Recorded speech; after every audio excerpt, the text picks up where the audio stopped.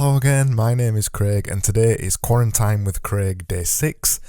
I'm not doing it live today, I thought I'd take a break off that because that was mega stressful even though nobody watched it.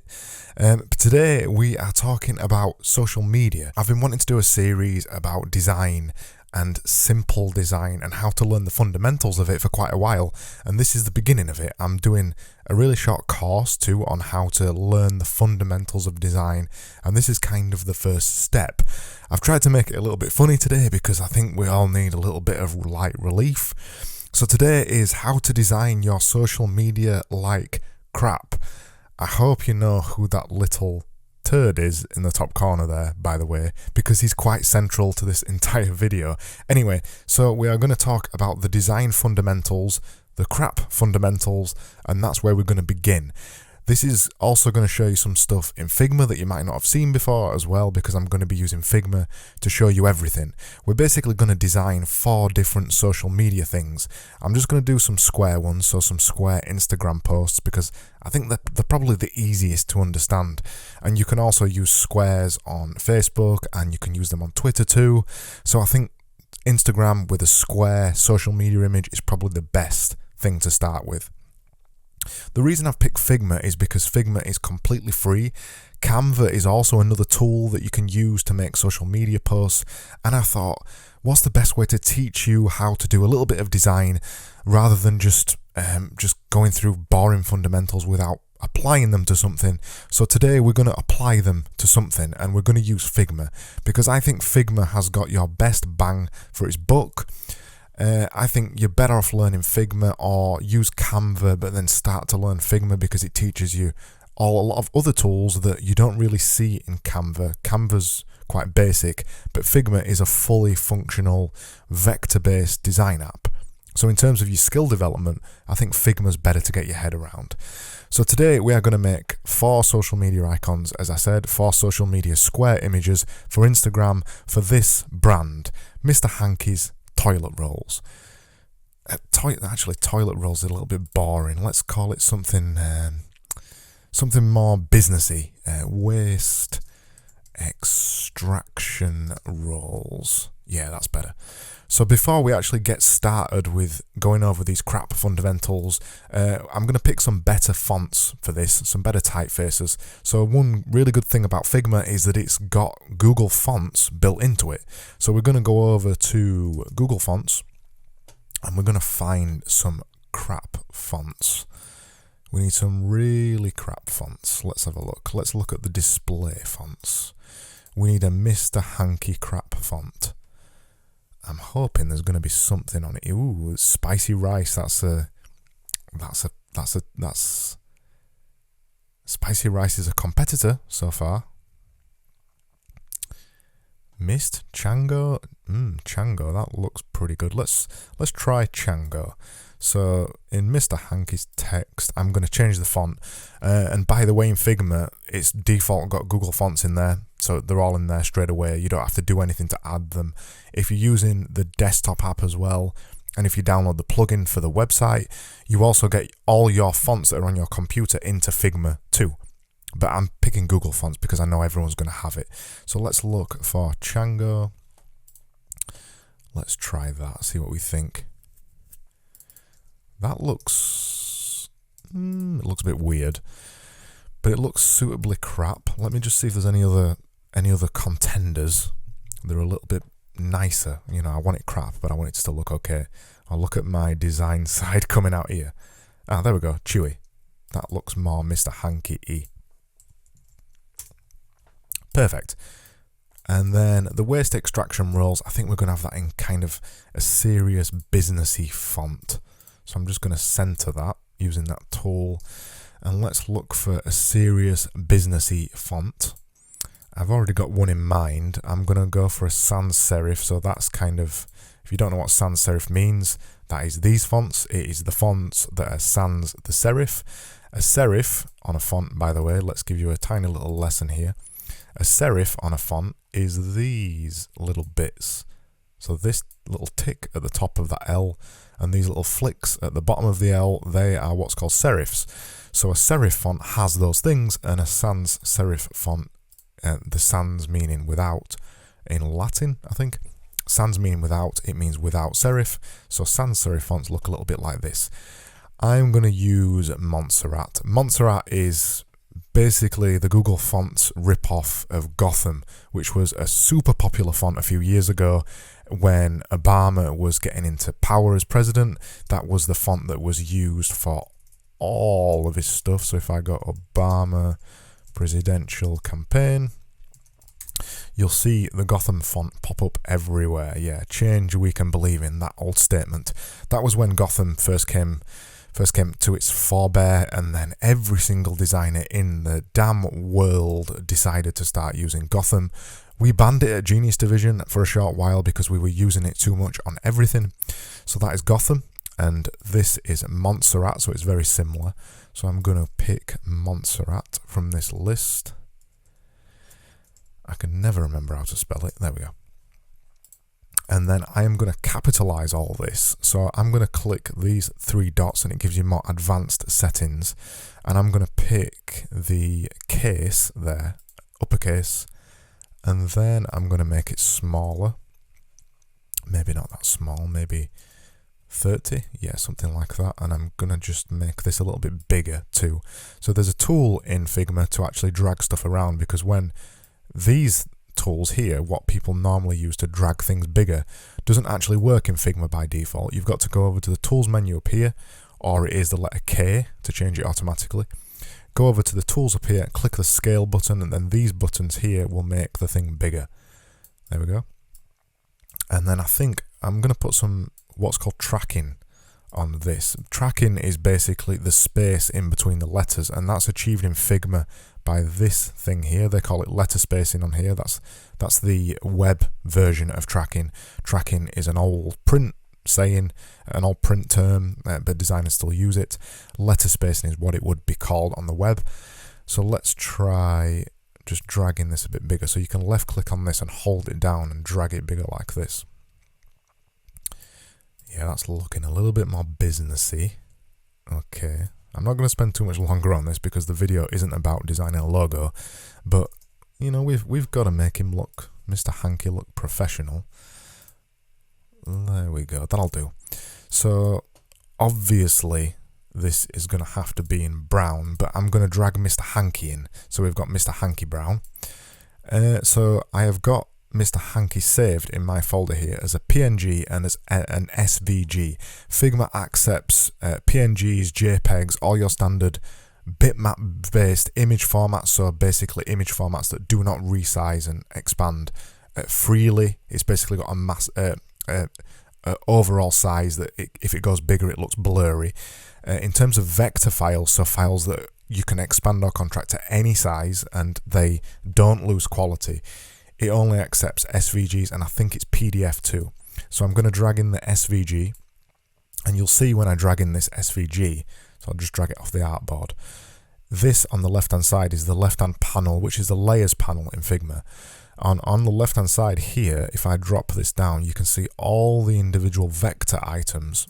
So all these little items here, as you can see, I'm clicking them and they're all highlighting like that. If I drag the PNG in, which is a bitmap format, which it basically means it can't be editable and it is a fixed size. Can you see the difference in quality there?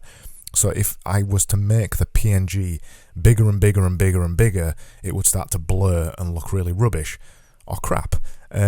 So I'd always use this SVG format if it's available to you. It isn't always available to you. You sometimes have to use images, but just make sure that they are a decent enough size to work. So I'm going to use the PNG and drag Mr. Hankey up. So I'm just going to remove him from this group because it is a frame at the minute. As you can see, the outside frame is just too big. I want it the size of this. You see the outline there.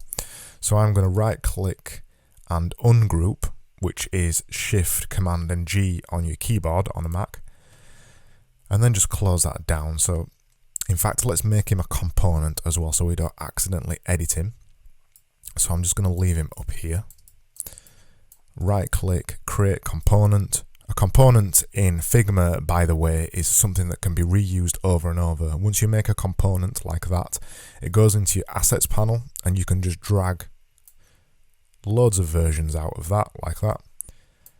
And if I edit the master one, so if I remove one of his arms, for example, it goes off everybody else. So it's a good habit to get into, using for logos and things that you know aren't going to change, to get into the habit of making it into a component so you don't accidentally edit it, or you can just reuse it over and over and just edit one version of it.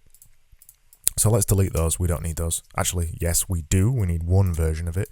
So I'm going to use this, shrink it down a touch. Oops. So I am going to left align both of these. So in Figma, the alignment stuff is on the top right hand corner, and I'm going to align them both to the left. And then I am going to change the actual text align inside there to make sure they both go to the left too. So I'm going to click that. And I think I'm going to drop roles down onto the next line. No, I'm not. I'm going to leave it like that. That'll do for now. I'm not 100% happy with it, but that's a designer thing. There's things I want to change. I kind of really want to make that O go through the Y, but I haven't got time for that. That isn't the video for this. So I'm going to leave it at that, and I'm going to outline this text. So when I outline this text, it's going to make all the shapes into a vector, into a shape inside Figma, which means none of it will be editable anymore, but I can manipulate the individual shapes. So it's a good habit to do that for logos and things where you don't really want to accidentally edit the text. So you right click on it, outline stroke, and that's Shift Command O in Figma.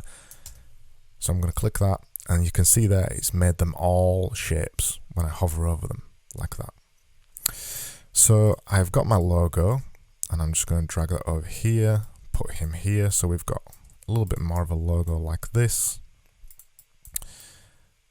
I think we'll have him like that, and I'm going to make that the same color. So I'm going to select all these elements and go over to the fill over here, select this, so the color and the eyedropper, what's called an eyedropper tool, and now I can select any color on the artboard, and you can see in the top right hand corner there it's changing the color as I'm going over things. So I'm going to select the brown, and then we have got our logo. So that is the Mr. Hankey's Waste Extraction Rolls logo, and we'll put that over there. So let me just make sure that is inside that frame. There we go. So I've just dragged that inside that frame, so I can just move it away. That's enough for the logo for now. So let's make our first social media post. The first social media post, we're not going to go through crap in order. So let me just introduce these words to you first before we go any further, and give you just a quick overview on what each one is about.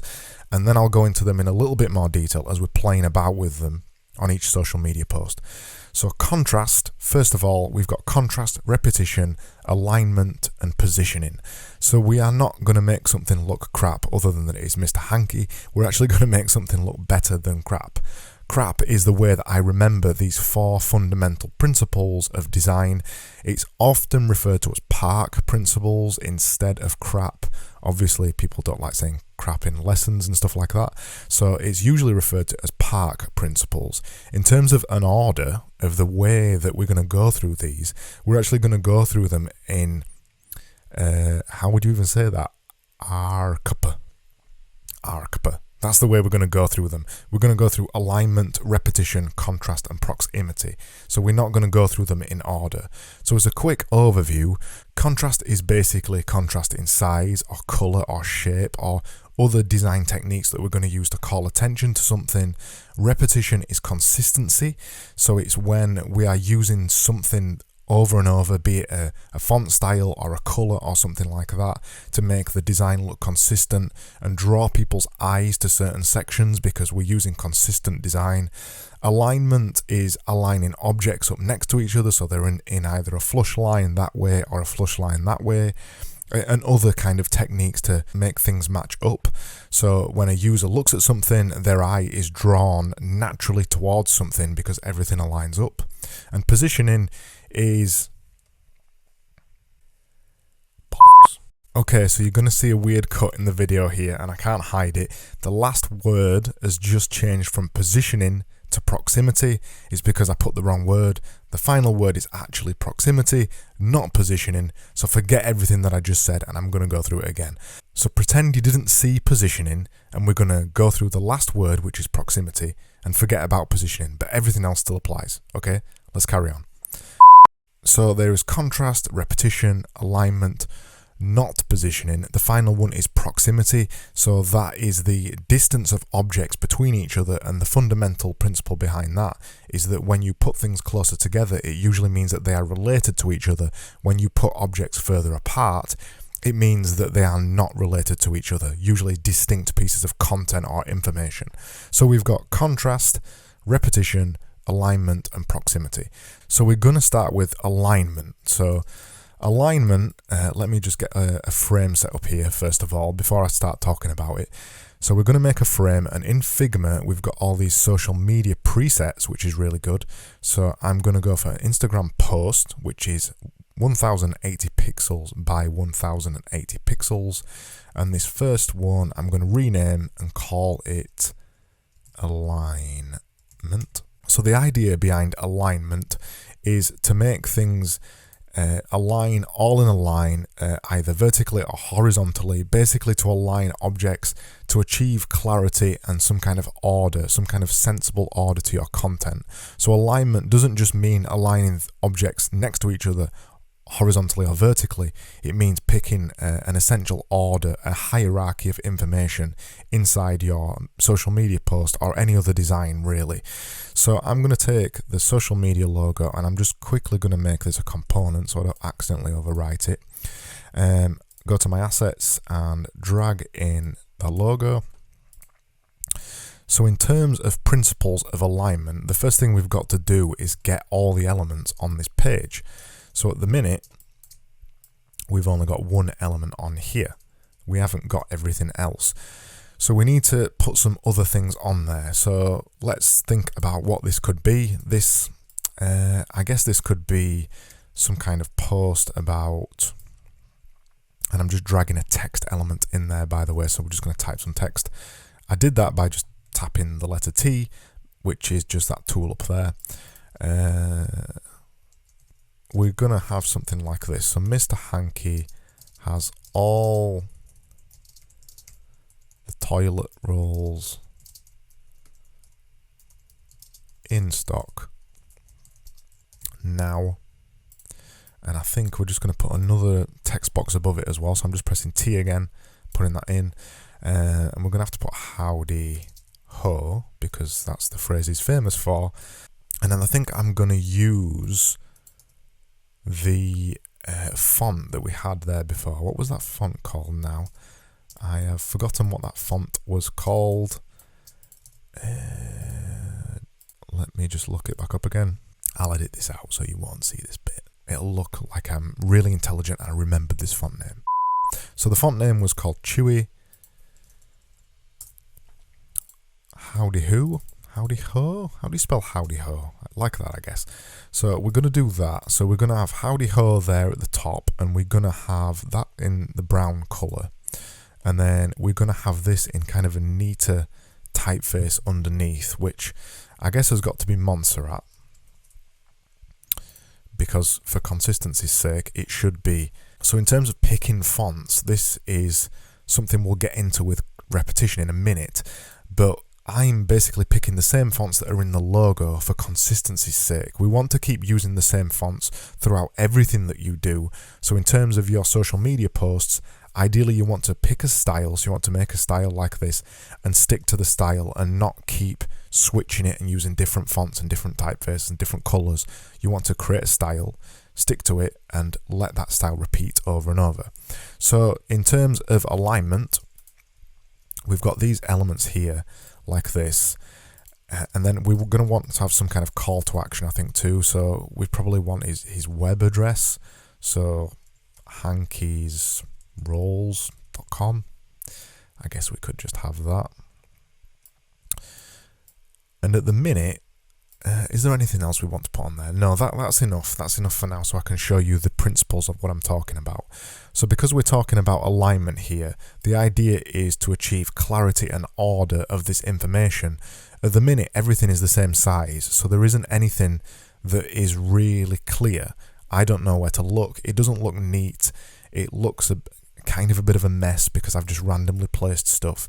So if you're making a social media post and it looks like that, it isn't very nice. It's not very neat. You are not following the principles of alignment. So the first thing I always do when I'm trying to clarify the order of something is try to think about the order, how someone would read it from top to bottom. People read, in the West at least, from top to bottom, left to right. Your audience is probably top to bottom, left to right as well. So we want to pay respect to that and make sure the most important piece of information in general terms, particularly as social media posts that someone is going to glance and then go straight past. We want to make sure the most important piece of information is in the top half or the top portion, or it is big enough for people to see. So for now, I'm going to leave everything the same size, and we'll come back to that in another principle in a minute. But I just want to get the order of these things right first and the alignment of them. So I'm gonna have the statement, the howdy ho thing, his catchphrase basically that people would know him for, his brand message, I guess, in this state. I'm going to leave that at the top, and then I'm going to leave the main marketing message underneath it because that is the thing that most people are going to want to see. And then the actual website address, I think, should go down here in the bottom right hand corner and shouldn't be as big. So in terms of clarity, we're going to want this down in the bottom right hand corner, I think, because we don't want that to be as obvious, because it isn't as important, because we can link to the web address in the Instagram profile, for example. This is just a thing to advertise to people, so we wouldn't necessarily make the website as big. And because it is distinct and off to the right, it's in a different place, which is following the proximity principle, which we'll go over in a bit. I'm going to keep the logo in the bottom corner because I think it works well for this. If you are already following, in this case, it's social media, we could potentially get away with getting rid of the logo completely because you'd be following Mr. Hankey already and you already know that it is Mr. Hankey. So there's a debate about whether you'd even want the logo on at all. But for this instance, we're going to leave it on. So I'm going to leave it in the bottom corner. I'm going to leave that there, and I'm going to leave that there like that. So in terms of alignment, the first thing I want to do is make sure visually these line up. So I'm going to drag a ruler out from the right hand side, the left hand side here like this, and just make sure these line up. So I'm going to drag these across so they line up like that, and then I'm going to select both of these and just left align them too so they're lined up, just to make sure. So they are now lined up, and then I'd want to just drag another ruler from the top here, and I'm going to line up this to the bottom right hand corner. And then another thing I'd want to make sure in terms of alignment is that this space, so I'm just going to drag this off now, we don't need it. This space here is the same as this space here, is the same as this space here and here. So to do that, I can hover over these and hold down Alt, and it shows me the space like that. So I can see that it's 66 pixels from the left. So I want to make sure it is 66 pixels from the top too. And then I want to make sure this is 66 pixels from the right for consistency's sake and for alignment's sake. And then I want to make sure that these, so this in this instance is 66 pixels from the bottom. So now it's aligned how I want it to be aligned. It looks a lot neater than this. So straight away, you can see the difference as soon as we align all the things up like this. You can see straight away the difference. It looks much neater. If we put both of them side by side, so if I was to copy this and just kind of mess with this layout like this, you can see straight away in terms of alignment, in terms of consuming the information, how much more difficult it is to consume it. It's not too bad here because I've kept the same clarity of order, so it's not so bad. But if I put the logo here, this kind of here, this here, that there, suddenly your eyes have got nowhere to follow. It's really weird, it makes no sense. So just following the alignment principle, following the clarity of order and the order too, making sure things a hierarchical and the most important piece of information is in the top left corner, or it's the biggest, it makes sense straight away. So now we've got that, we're going to move on to the next principle, which is repetition. We've already kind of started this with the alignment principle. So alignment is hierarchy of your information and making sure it is in the correct order. Now we're going to take this and we're going to look at repetition. So I can't spell repetition properly. So when I change the name here, I'm probably going to spell it wrong, and I'm sorry if it's just one of those words I can't spell. Actually, that's really bugging me. Let me just copy and paste that. It's going to be capitalized, but it's okay. There we go. It's spelt right now. That's better for my OCD. So this is the thing we had a minute ago. And now we're going to look at applying repetition principles to it. So repetition is basically consistency. In terms of the 4 CRAP principles, repetition is basically achieving a consistency of size or a consistency of fonts or colours or basically any kind of design principle.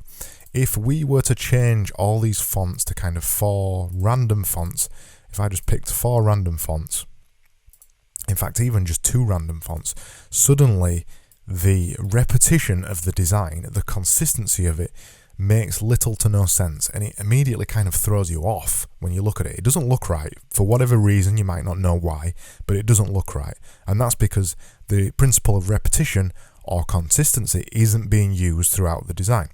So we want to make sure the consistency principle and the repetition principle is being used, which is why I've picked the same fonts here. So this is the same font as this, and this is the heavier version of this font at the bottom, and then this font down here is the same font again. So we're already achieving the consistency principles and the repetition principles. The other consistent thing that we did as well was the alignment principle. We made sure that this space, this space, this space, and this space all matched up. The alignment principle tells us that we should line things up either horizontally or vertically to kind of let the eye follow the design easily. So by lining everything up on the left hand side here, by having a straight line down here, the eye can easily read the first statement, then the second statement, then it can see the logo, and then because we go from left to right, we can see the web address at the end. So we've already kind of followed all the repetition principles. The other thing we could potentially do to kind of repeat the design a little bit more, to stick with more consistency, is change all of it to brown. If we changed it all to brown like that, suddenly it looks more consistent. But that doesn't fit into the next principle, which I'm going to talk about in a second. It doesn't match the contrast principle. So I'm going to leave it as it is there, so it's brown like that. And it kind of it makes things a bit difficult to read. So now we've made everything brown. There isn't any kind of obvious hierarchy to the information. So let's copy this. I'm satisfied we've stuck to every repetition principle we can in this simple example. We're going to talk about contrast. So contrast in design is basically the principle of 2 contrasting things.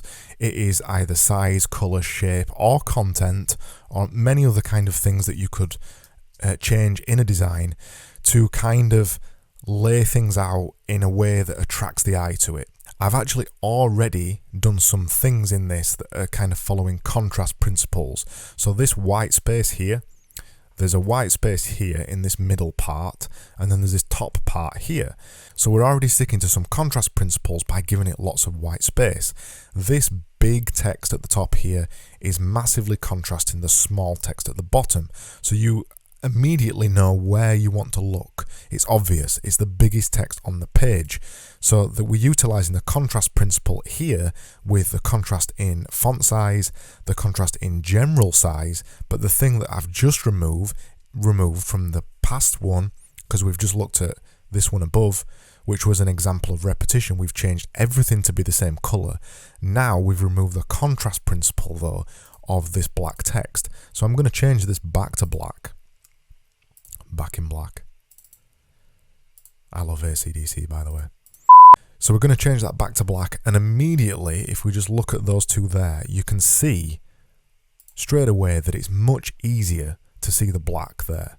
your eyes get drawn straight away to the most important message, which is Mr. Hankey has all the Mr. Hankey has all the toilet rolls in stock now. That's the most important phrase on that page.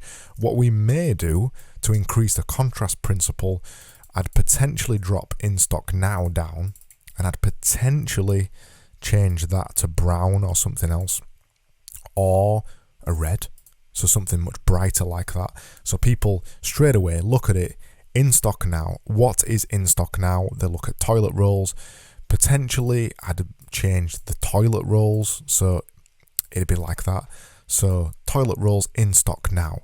So if someone is super impatient and they can't be bothered to read 8 words, they're getting the most important information immediately. Toilet rolls in stock now. Done. If we wanted to, we could remove everything else and get rid of all the branding and just have that in the middle of the page. That would work. It definitely would work. The message would not be lost, but the branding and everything else would be lost. So now we've got that in there. We are implementing some contrast principles inside this design. We've created a contrast in color. We've created a contrast in fonts, in these 2 fonts. We've created a contrast in white space, so there's barely any white space here, and there's white space here, so immediately the eye knows where to look. We've created a contrast in the colors too. We've kind of created a contrast in all the kind of layout as well.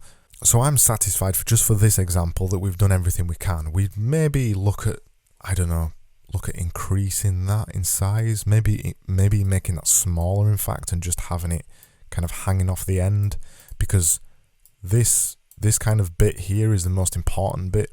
There's lots of other stuff you can do with contrast. The biggest thing that most people always talk about with contrast is a rule of thirds. The simplest way to understand it is, so I'm kind of following it with this. You basically split your design into 3 sections like this. So I'm just doing this quickly because rule of thirds is not what I want to explain in this. You split your design into 3 like that, and you put the majority of your information in the top 2 thirds, and you leave the bottom like that. It's quite a satisfying layout, a satisfying ratio for your eyes. So we've split it into thirds. So the rule of thirds is that the idea that it is very satisfying visually to us to have something separated into thirds. So that's what I have obviously I've been doing design for a long time. That is what I almost did there by accident. So you can see, if I just faded that down, you can see that it's nearly following the rule of thirds already. So rule of thirds is a really easy way to make a harmonious layout in your design, particularly in social media, because it needs to be consumed quickly. It's a really easy way, really clever tactic to be able to implement contrast dead easy. So the final one is proximity. So I'm happy with the contrast stuff, and we're going to copy and paste that and do one final one, which is not positioning, which I made the mistake of earlier. It is proximity.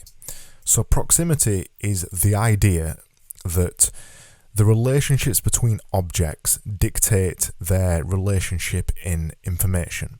So that means that 2 things next to each other usually means they're related. 2 things further apart means they're completely disconnected information.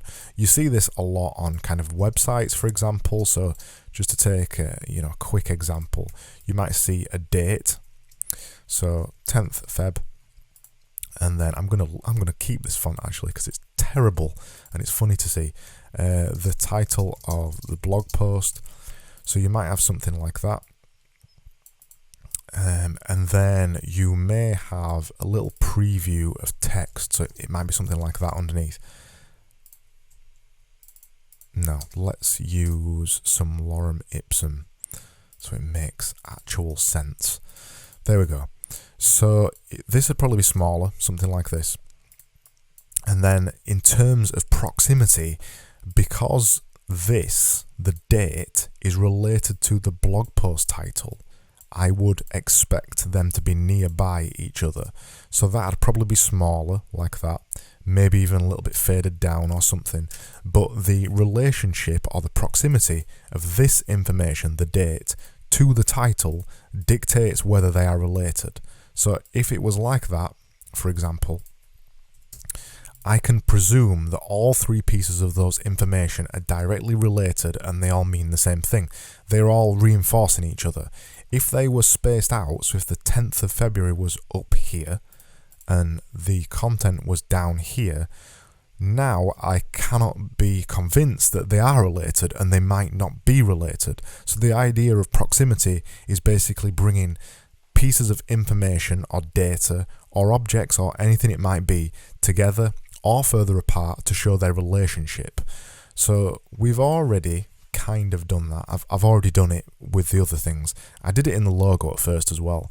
So with the logo at the top, if we just scroll back to the logo, if I was to separate all these things out, so if the waste extraction roles was down here and I moved Mr. Hankey over here, they don't really look related anymore, particularly the waste extraction roles. It's what is it? It makes no sense. I don't know why it's there. When we pull them all together, suddenly the rule of proximity is in effect. And because they're close together, it means that they're related information. And now it looks like a logo because they're all together. So there isn't really, in terms of looking at this final proximity thing, there isn't anything I'd do to actually make any changes in terms of proximity.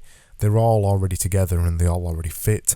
They all already make sense. All the information that I want to be separate, so the web address, the logo, and the information are already separate. The only thing I could potentially do in terms of proximity's sake is I could potentially move that away. So the greeting could be at the top there like that. Then it shows it's clearly not related. But I kind of like it being related because they are related. I want people to see the message first, the howdy ho, and then read the message underneath. So yeah, there isn't any proximity changes I'd make in this example. But yeah, that's what proximity means. It's the relationship between two objects. If I was to move, so if we were to make this worse, like we did last time, and I can show you what that might look like, I could separate these two out like this. Move the howdy ho over there, and do that, and then put that there. Put that related to that there like that. So now, because of the proximity, distance between things, howdy ho looks like it's related to Mr. Hankey, which is it kind of is, but it says Mr. Hankey has all the hankeyrolls.com and then toilet rolls in stock now. So those two pieces of information, because of the distance between them, because of the proximity, it looks like they're not related, but actually they are. It's a sentence. It's part of one sentence. So be very careful when you're putting things further away from each other. It can mean that they're not related when they actually are. So that's crap. That is the 4 basic design principles, the most useful things that you can learn from these. These are probably the most basic fundamental design principles you would learn if you were formally learning design. And they're the most powerful ones, and they are the really super basic fundamentals, but they'll help you make better social media posts. So to recap, we went through contrast, repetition, alignment, and proximity. Alignment we went through first, so we discussed how the space between things, the consistent spacing helps a design achieve clarity and order. And then also the alignment refers to the order of the information that's on a page. So ideally you want the most important information to be in the top left or lower down. The least important information goes to the bottom. Typically, that's usually how it works. Sometimes the logo is at the top. And then we looked at repetition. So repetition is basically consistency in terms of graphic design. This is when you use a consistency of fonts. You repeat the same fonts over and over. I'd suggest 1 or 2 fonts for most design pieces. Then you can repeat the colors. So don't use too many colors. Repeat the same colors over and over. Repeat the same fonts. And then repeat the same design styles as well. A consistency of design, a consistency of spacing, a consistency of color and fonts. And then we looked at contrast, so how to utilize contrast and what it actually means. Contrast is basically any difference in size or color or shape or font or design spacing or anything like that. We utilize the position of the page, so the position of white space. We've utilized the colors, so we've used a different colour, which is red, to make the message "toilet rolls in stock now" stick out more obvious than the rest of it.